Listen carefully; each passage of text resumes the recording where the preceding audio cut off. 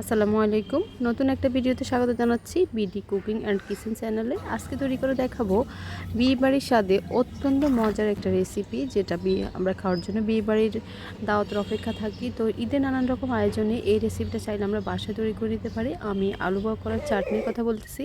এই চাটনিটা বিয়েবাড়িতে এমন কেউ নেই যে পছন্দ করে না, ছোট থেকে বড় সবারই ভীষণ পছন্দের এই চাটনিটা। তো এই চাটনিটা আমি তৈরি করার জন্য এখানে 300 গ্রাম আলু বকরাকে 2 ঘন্টা আগে ভিজিয়ে রেখেছি পরিষ্কার করে নিয়ে পানি দিয়ে। এরপরে এখানে লাগবে হচ্ছে তেঁতুলের কাদ আর গুড়, টমেটো নিয়েছি 2টা আর চিনি লাগবে। এরপরে আমি একটা প্যানে সরিষার তেল দিয়ে দিয়েছি 1 কাপ মতো।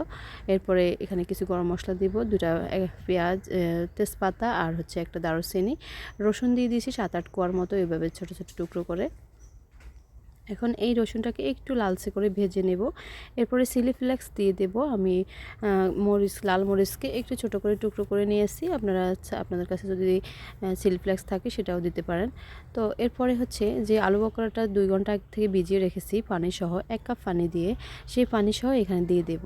এখন দিয়ে দিব হচ্ছে টমেটোর পরিবর্তে এখানে টমেটো পিউরি দিতে পারেন। আমি টমেটোই দিয়েছি, কারণ এই আলু বকরাটা সিদ্ধ হতে হতে টমেটোটা গলে যাবে। এরপর 1 চা চামচ লাল মরিচের গুঁড়া, স্বাদ মতো লবণ দিয়ে দিছি, আর গুড়টা দিয়ে দেব এই পর্যায়ে। এখন ভালোভাবে নেড়ে ছেড়ে এটাকে মিক্স করে নিচ্ছি। অবশ্যই এখানে গুড় দেওয়ার চেষ্টা করবেন। আমি এখানে আখের যে গুড়টা আছে সে গুড়টা দিয়ে দিছি, পাটালি গুড়। তো এখানে 1 কাপ মতো পাটালি গুড় দিয়ে দিয়েছি।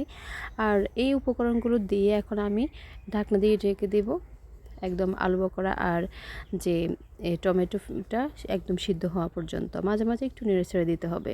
তো এই যে টমেটোটা কিন্তু একদমই সিদ্ধ হয়ে গেছে, আর আলু বকরাটাও অনেকটা গলে গেছে। কিছু আলু বকরা একদম গোটা গোটা থাকবে আর কিছুটা গলে যাবে। তো এই অবস্থায় এখন আমি আর কোনো বাড়তি পানি দেব না, শুধু 1 কাপ পানি দিয়েছিলাম প্রথমেই। এরপরে আমি যে তেঁতুলের কাদটা বের করে রেখেছি, তেঁতুলের কাদটা দিয়ে দেবো। এখানে 1/2 কাপ মতো তেঁতুলের কাদ আছে, তো পুরোটাই আমি দিয়ে দিচ্ছি।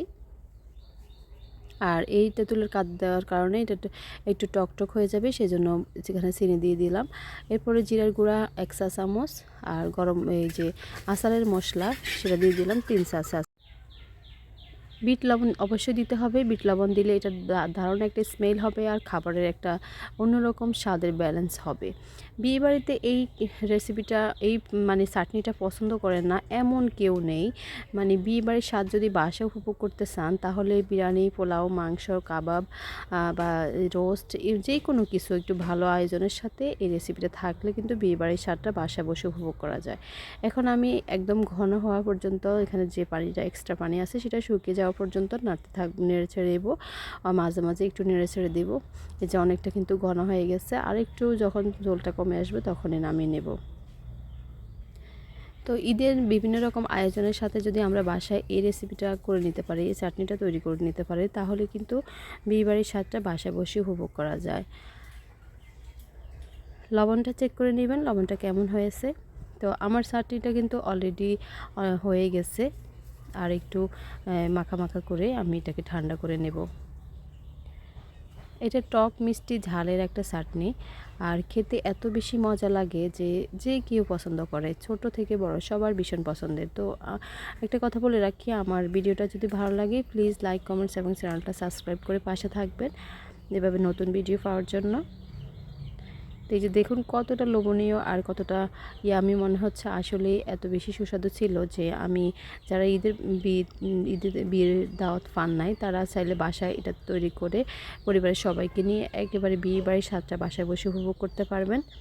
তো আজকে এই পর্যন্ত ভিডিওটা যদি ভালো লাগে প্লিজ প্রিয়জনের সাথে শেয়ার করে দেবেন, আর লাইক কমেন্টস করে পাশে থাকবেন।